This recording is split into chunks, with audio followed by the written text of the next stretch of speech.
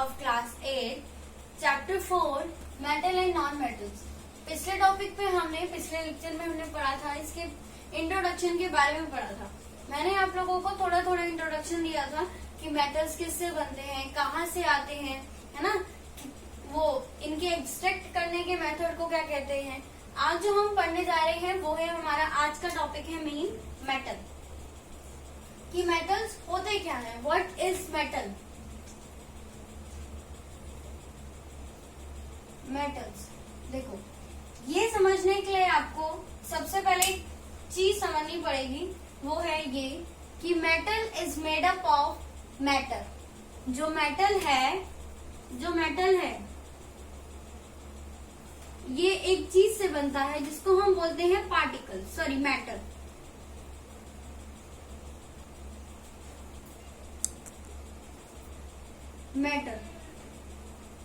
Matter is made up of matter.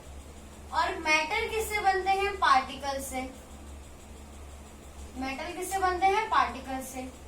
ठीक है, तो मेटल बन रहा है मैटर से, मैटर बन रहा है पार्टिकल से। अब इस पार्टिकल में भी 3 टाइप्स ऑफ पार्टिकल्स होते हैं, जिनको हम ये कह सकते हैं, ये पार्टिकल्स में भी क्या होते हैं, छोटे छोटे एटम्स। मतलब ये पार्टिकल्स किससे बन रहे हैं? एटम से। और एटम्स जो होते हैं हमारे 3 तरह के होते हैं, न्यूट्रॉन्स, प्रोटॉन्स एंड इलेक्ट्रॉन्स। अब ये क्या चीज है, कहाँ से आई? देखो, इसके समझने के लिए आप लोगों को एक समझना पड़ेगा। जॉन डाल्टन्स थ्योरी, एक साइंटिस्ट थे, उन्होंने एक थ्योरी दी थी, John Dalton's theory of atom. उन्होंने एटम को लेकर एक थ्योरी दी थी, और उन्होंने वो थ्योरी क्या दिया था, उन्होंने कहा था, क्या दिया था, एटॉमिक थ्योरी दी थी एक। John Dalton's gave Dalton's atomic theory. जो उन्होंने थ्योरी दी थी एटॉमिक थ्योरी, वो हम किस नाम से जानते हैं? Dalton's atomic theory.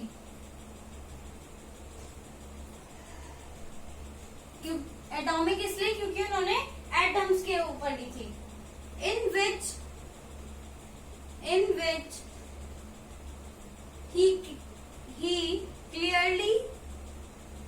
he clearly said, उन्होंने इसमें कहा, मैटर इज मेड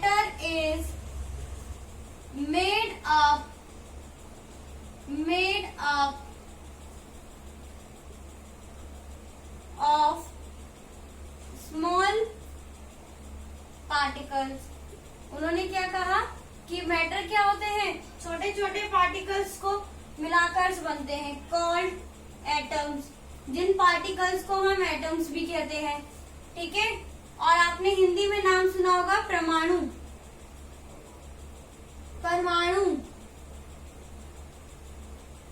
ठीक है, ये होते हैं हमारे एटम्स। तो जॉन डाल्टन्स ने क्या कहा कि जो हमारा मैटर है वो किससे बनता है? स्मॉल पार्टिकल से बनता है, जिसको हम एटम कहते हैं। ठीक है, अब इसके बाद क्या हुआ, डाल्टन्स ने थ्योरी दी। अब इसके बाद एक साइंटिस्ट आए, नील बोहर्स। कौन आए? नील बोहर्स। उन्होंने एटॉमिक थ्योरी पे थोड़ा और डिस्क्राइब किया कि एटॉमिक थ्योरी होती क्या क्या है, और ये पार्टिकल्स यानी एटम्स क्या क्या हैं, कौन कौन से एटम्स होते हैं, इनका स्ट्रक्चर क्या होता है। अब हम वो पढ़ेंगे। ठीक है, तो later according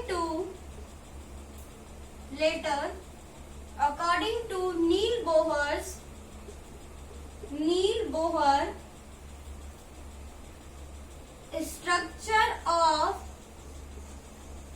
structure of atom is made up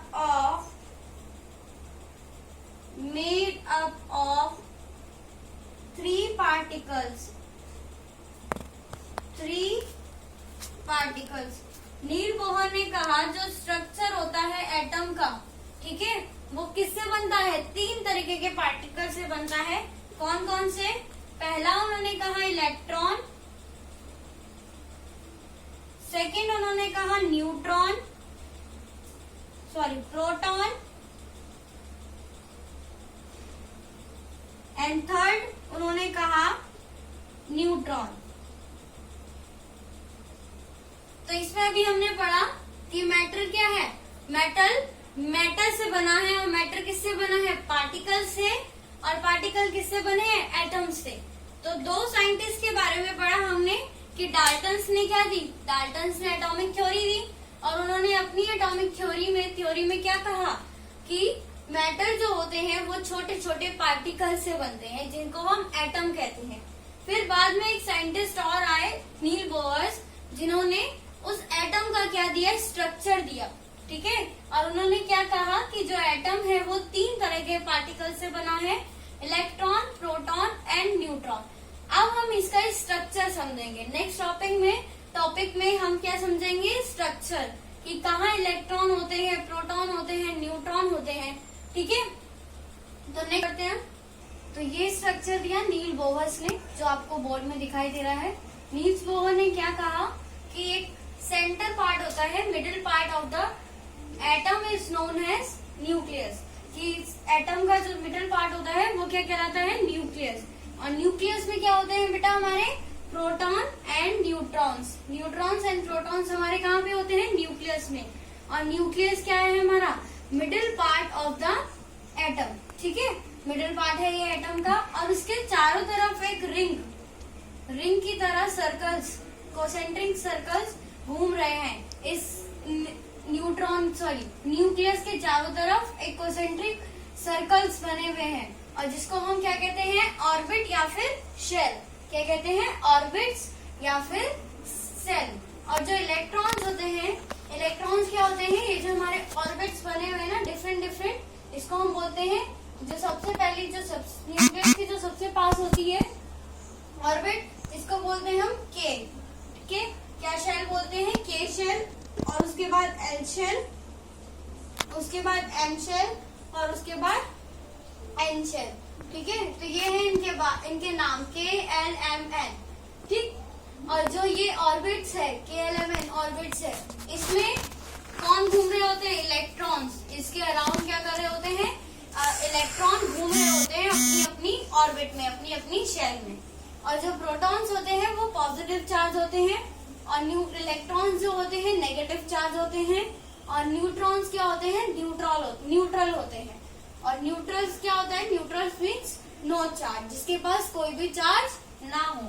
तो ये नील बोहर ने क्या दिया था? स्ट्रक्चर दिया था एटम का, और उन्होंने कहा कि the middle part of the atom is known as nucleus. जो मिडिल पार्ट होता है एटम का वो क्या कहलाता है? न्यूक्लियस। सेकेंड पॉइंट में उन्होंने कहा protons and neutrons are inside the nucleus. और जो न्यूक्लियस है इसी के अंदर हमारे दो एटम होते हैं। कौन कौन से?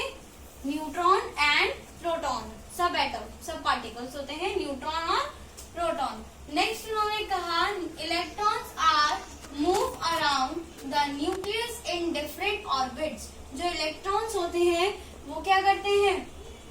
न्यूक्लियस के चारों तरफ क्या करते हैं?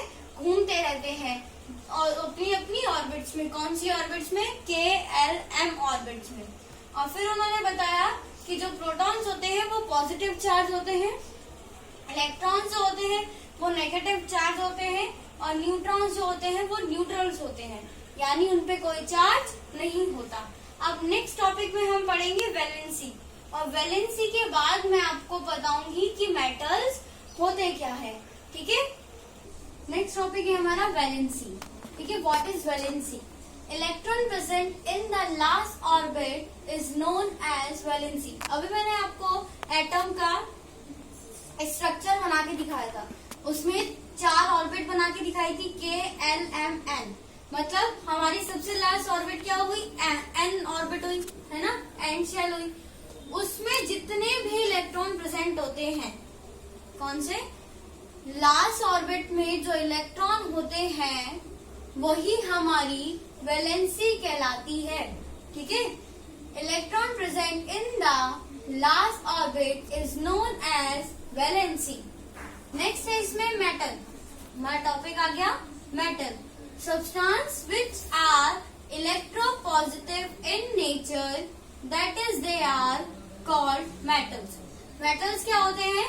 ऐसे सब्सटेंस जो इलेक्ट्रोपॉजिटिव नेचर के हो, ऐसे सब्सटेंस जो इलेक्ट्रोपॉजिटिव नेचर के हो, उन सब्सटेंस को हम मेटल कहते हैं।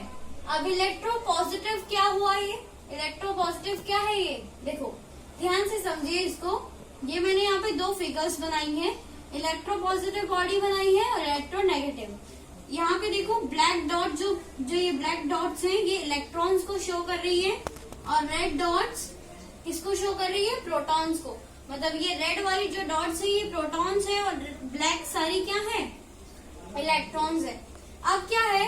एक बॉडी है, ठीक है, इसमें 4 प्रोटॉन मौजूद है और 4 ही इलेक्ट्रॉन मौजूद है।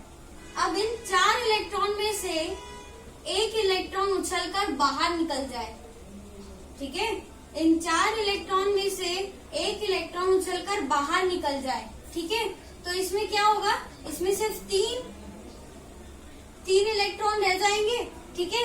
अब 3 इलेक्ट्रॉन, हमने पढ़ा है इलेक्ट्रॉन में क्या होता है? नेगेटिव चार्ज है और प्रोटॉन में क्या होता है? पॉजिटिव चार्ज है। मतलब इस बॉडी में हमारे पास नेगेटिव चार्ज कम हो गया और पॉजिटिव चार्ज बढ़ गया, तो ऐसी बॉडीज को हम क्या कहते हैं? इलेक्ट्रोपॉजिटिव। क्या कहते हैं? इलेक्ट्रोपॉजिटिव। अब नेक्स्ट जो है हमारा इलेक्ट्रोनेगेटिव। इलेक्ट्रोनेगेटिव जस्ट इसका उल्टा होता है। तो इसमें इलेक्ट्रोनेगेटिव में क्या हुआ बेटा कि हमारी एक बॉडी थी, ठीक है, हमारी एक बॉडी में कितने? 4 ही इलेक्ट्रॉन है और 4 ही प्रोटॉन है।